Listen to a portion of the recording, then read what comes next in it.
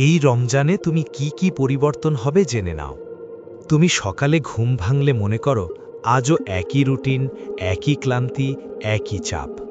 কিন্তু রমজানের সেহরির আহ্বান যেন তোমাকে নতুন করে ডাকে। মনে হয় আজ থেকে আমার জীবন বদলাতে পারে। প্রথম সেহরির খাবার শেষ করে ফজরের নামাজে দাঁড়ালে চারপাশের নীরবতা এবং আকাশের আলো তোমাকে অদ্ভুত এক শান্তি দেয়। মনে হলো আল্লাহ তোমাকে ডাকছেন, এই মাসটা তোমার জন্য বিশেষ। দুপুরের সূর্য তপ্ত, পেটে ক্ষুধা, গলা শুকিয়ে গেছে। সবাই খাচ্ছে আর তুমি চুপচাপ বসে আছো। প্রথমবার হয়তো মনে হলো আমি পারবো না, কিন্তু ভেতর থেকে আসে এক শান্তির অনুভূতি। আল্লাহ তোমার পাশে আছেন। সেই ছোট্ট ভরসাই তোমাকে শক্ত করে, রোজা রাখার সাহস দেয়। প্রথম সপ্তাহের শেষে তুমি লক্ষ্য করো তোমার মনোভাব বদলাচ্ছে। আগে ছোটখাটো জিনিসে রাগ করো, এখন ধৈর্য ধরো। আগে গীবত বা মিথ্যা বলার অভ্যাস ছিল, এখন সচেতন হও। প্রতিটা কাজ করার আগে ভেবে দেখো আল্লাহ দেখছেন। ধীরে ধীরে তুমি বুঝতে পারো রমজান শুধু খাবার ছেড়ে রাখা নয়, এটি আত্মাকে পরিশুদ্ধ করার মাস। তুমি কুরআন পড়া শুরু করো। প্রথমে মন বসে না, কিন্তু ধীরে ধীরে আয়াতগুলো হৃদয়ে লেগে যায়। মনে হয় আল্লাহ সরাসরি তোমার সঙ্গে কথা বলছেন। নামাজে দাঁড়ালে চোখে পানি চলে আসে। প্রতিটি সিজদায় মনে হয় আমি আগের মানুষটার চেয়ে বদলে যাচ্ছি।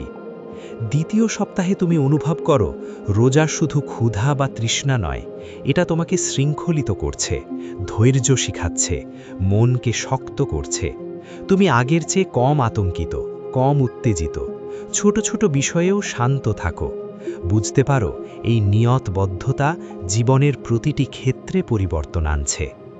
একদিন সকালে তুমি বের হও, রাস্তা ধরে হাঁটছ। আগে ছোটখাটো বিষয়েও রেগে যেতেন, এখন সবাইকে সহানুভূতিশীলভাবে দেখছ। তুমি সাহায্য করতে চাও, কারো কষ্ট দেখতে মন চাইছে। আগে এই অনুভূতি ছিল না। রোজা শুধু তোমার শরীর নয়, মন এবং হৃদয়ও বদলাচ্ছে। মধ্যবর্তী সপ্তাহে তুমি লক্ষ্য করো দোয়া দ্রুত কবুল হচ্ছে। যে সমস্যার সমাধান হতো না, হঠাৎ সহজ হয়ে গেল। রিজিক আসতে শুরু করেছে। জীবনে আনন্দের অনুভূতি বেড়েছে।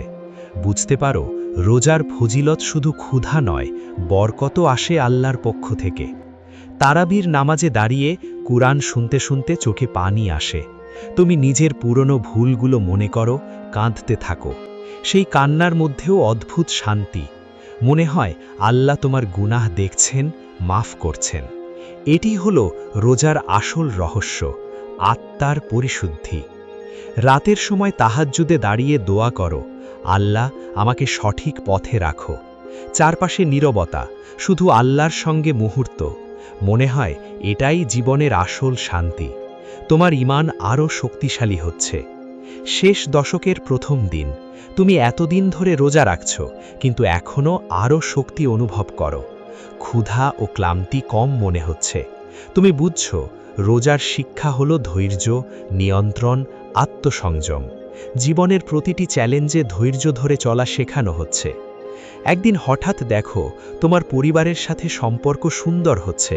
মা বাবা খুশি, ছোট ভাই বা বোনের সঙ্গে মনোমালিন্য কম। আগে যা রাগ, এখন বোঝাপড়া। বুঝতে পারো রমজান শুধু তোমার জন্য নয়, পরিবারকেও বদলাচ্ছে। রোজার মধ্যবর্তী সময়ে তোমার চোখ খুলে যায়। গরিবদের প্রতি সহানুভূতি বেড়েছে, দান করার ইচ্ছা, সাহায্যের অভ্যাস গড়ে উঠেছে। আগে এসব করতে মন চাইতো না, এখন মনে হয় এটাও রোজার শিক্ষা। দুপুরের তপ্ত রোদে রোজা ধরে থাকলে মনে হয় দেহ দুর্বল হলেও মন শক্ত। তোমার শক্তি এসেছে আল্লাহর কাছ থেকে। বুঝতে পারো রোজা কেবল শারীরিক নয়, মানসিক ও আত্মিক শক্তিও দেয়। শেষ দশকের শুরু, রাত জাগা, তাহাজ্জুদ, কুরআন তিলাওয়াত।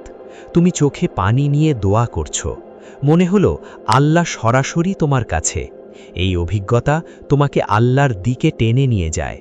একদিন হঠাৎ বুঝতে পারো এখন তুমি আগের চেয়ে কম রাগী, কম আতঙ্কিত, বেশি ধৈর্যশীল। ছোট ছোট ভুলগুলো অবজ্ঞা করো। জীবন আরও সুন্দর মনে হচ্ছে।